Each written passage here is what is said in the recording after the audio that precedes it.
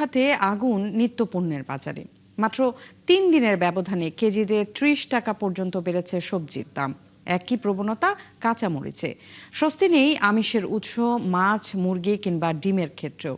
তাই বাজার নিয়ন্ত্রণে কঠোর নজরদারির দাবি ক্রেতা বিক্রেতাদের। নুজহাত রাহনুমার প্রতিবেদনে বিস্তারিত।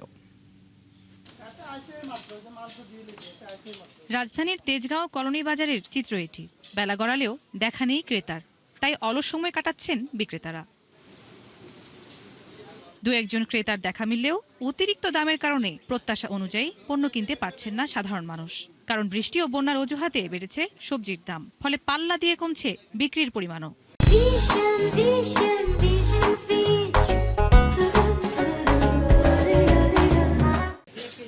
বেচা কিনা থাকলে না, বেচা কিনা হইলে না লাভ, বেচা কিনা তো নাই। বেচা কিনা আপনি দেখেন, আপনি তো আইসেন বাজারে, কটা মানুষ আইসে বাজারে।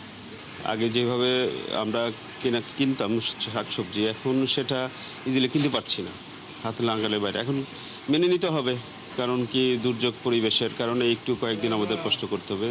এখন জিনিসপত্র একটু বৃষ্টির কারণে হয়তো মাল একটু কম আসতেছে, জিনিসপত্রের দাম বাড়তে চলতেছে। মাত্র ৩ দিনের ব্যবধানে অধিকাংশ সবজির দাম বেড়েছে ৩০ টাকা পর্যন্ত, আর কেজি প্রতি সর্বোচ্চ ৬০ টাকা গুনতে হচ্ছে কাঁচামরিচে। মরিচ আগে ১২০ ছিল, এখন ৪০-৬০। ভেন্ডি মনে করেন আগে ৪০-৫০ ছিল, এখন ৬০। পটল আগে ৪০ টাকা ছিল, এখন ৬০। করলা আগে ৬০ ছিল, এখন ৮০। বর্তমান পরিস্থিতি বন্যার কারণে খুবই খারাপ, ব্যবসা বাণিজ্য খারাপ এবং মালের বৃদ্ধির দাম প্রচুর বাড়ে গেছে। যেমন মনে করেন যে দাম ছিল ৪০ টাকা ৫০ টাকা, ওই দামের সবজি এখন ৮০ টাকা ১০০ টাকা। স্বস্তি নেই আমিষের উৎসেও। সপ্তাহের ব্যবধানে বেড়েছে অধিকাংশ মাছের দাম, আর মৌসুম শুরু হলেও সাধারণের নাগালের বাইরে ইলিশ। এছাড়া বেড়েছে ডিমের দামও। তবে ব্রয়লারের দর বাড়লেও স্থিতিশীল রয়েছে সোনালী মুরগির বাজার। কম হইতে আছে, দাম বেশি হইলে গাঢ় দাম বেশি, আমরাও বিক্রি করার বেশি। ইদারিং ইলিশ মাছ তো আকাশ ছোঁয়া। ইলিশ মাছ তো কেনার মতো সাধারণ মানুষ যে করে খাইবো এটা নাই।